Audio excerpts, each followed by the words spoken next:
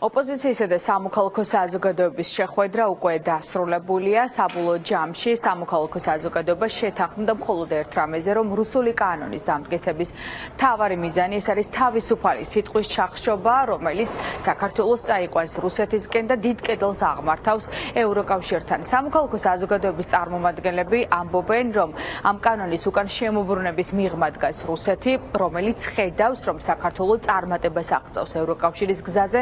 ქვეყანა მიიღო კანდიდატის სტატუსი, წლის ბოლოს კი უკვე არსებობს მოლაპარაკების სივრცე ევროკავშირსა და საქართველოს შორის, რომ დაიწყოს გაწევრიანებაზე მოლაპარაკებები. ამას ხედავს რუსეთი და სწორედ ამიტომაც მათი თქმით ქართულმა ოცნებამ შეასრულა რუსული დაკვეთა, რაც საქართველოს ჩამოაშორებს ევროკავშირს. 20-30 წელი ახლა არის ევროკავშირის და ევროგაერთიანებისთვის ყველაზე მნიშვნელოვანი წელი, რომელიც საქართველომ უნდა გამოიყენოს იმისთვის, რომ შეძლოს სხვა ქვეყნებთან ერთად ევროპული გაერთიანების ოჯახის წევრი გახდეს მესამე სექტორში. სწორედ ამიტომაც ამბობენ, რომ ეს შესაძლებლობა საქართველოს ხელიდან არ უნდა გაუშვას.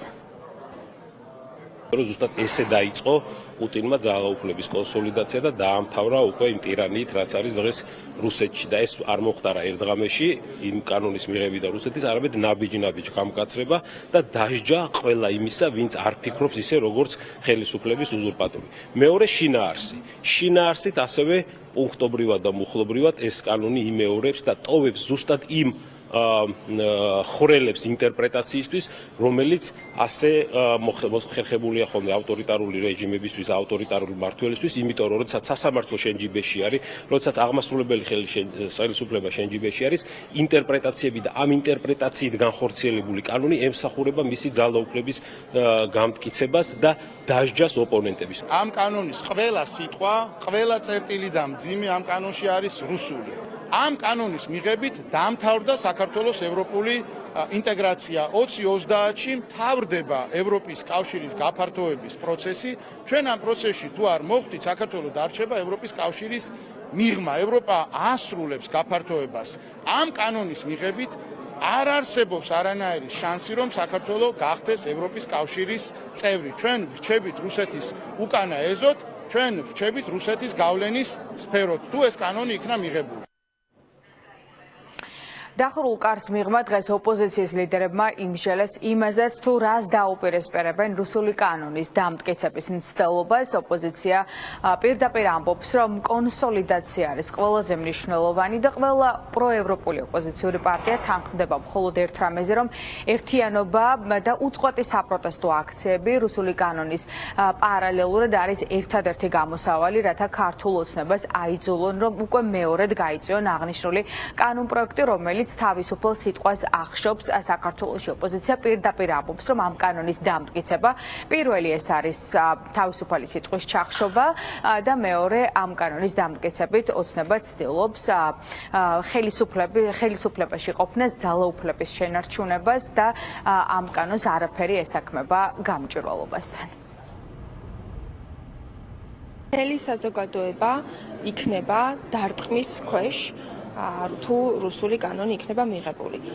საქართველოს ევროპული სტატუსი და ევროპული მომავალი არის თითოეული მოქალაქის მონაპოვარი და ამ მონაპოვარის წართმევა სურს ახლა ძალადობით ქართულ ოცნებას. ამიტომ საზოგადოების ერთიანობა, რომლის ანარეკლიც არის დღევანდელი შეხვედრა და აჩვენებს რამდენ ჯგუფს, რამდენ სხვადასხვა ჯგუფს აერთიანებს ეს პროტესტი არის ძალიან მნიშვნელოვანი. რუსული კანონით ევროპაში ვერ შევალთ. ამიტომ და ვერც რუსული ხელისუფლებით. ამიტომ საზოგადოების ერთიანობა, საზოგადოების სიმტკიცე იქნება გადამწყვეტი იმისთვის, რომ დავიცვათ ჩვენი მონაპოვარი და დავიცვათ ჩვენი ქვეყნის დამოუკიდებელი ევროპული მომავალი. ეს არის არა მხოლოდ რუსული კანონი, არამედ საქართველოს რუსულ სივრცეში შეგდების მცდელობა და ევროპასთან კედლის ამოშენების მცდელობა. სიტყვა გამჭვირვალობა არის აბსოლუტური ტყუილი, იმიტომ რომ აბსოლუტურად გამჭვირვალე არის ყველა ის ფინანსური დანახარჯი, ყველა ფინანსური რესურსი, რაც დღეს არასამთავრობო სექტორში იხარჯება. კაპიკ ხელისუფლებამ ყველაფერი იცის. გვაქვს სრული კოორდინაცია და აქ ვინმეს თუ იმედი ქონდა, რომ ოპოზიციაში იქნებოდა დაგსაქსულობა, შეუძლიათ ეს დაივიწყონ, ჩვენ უკვე მოქმედებთ ერთად. მეორე, ეს არის სრული წინააღმდეგობა. ეს კანონი რუსულია შინაარსითაც, თავითაც და ბოლოთიც. ამას ამბობს მთელი მსოფლიო. ერთიანობა და კიდევ ერთხელ გაერთიანება. აქ არ არის ხა პარტიულობის დრო, აქ არის ერის გაერთიანების დრო და დარწმუნებული ვარ, რომ ქართული ხალხის არჩევანი არის ევროკავშირი და ვერამ ვერ გადაგვახვევიებს ამ გზას. 15 დეკემბერს არჩევნების შემდგომ მე დარწმუნებული ვარ, ჩვენ მოვაწერთ ხელს მოლაპარაკებების გახსნას საქართველოსთვის ევროკავშირის სრულუფლებიანი წევრი. სახელმწიფო დეპარტამენტი ევროკავშირი ნატო ჩვენი ყველა დასავლელი პარტნიორი ახლა გამადიდებელი შუშით უყურებს იმ პროცესებს რომელიც რუსული კანონის ირგვლივ განვითარდება პარტნიორები დღეს საქართველოს ხელისუფლებას ყოველდღიურ რეჟიმში ეუბნებიან რომ კანონი არის ანტიევროპული და კანონი ეწინააღმდეგება საქართველოს ევროპულ გზას.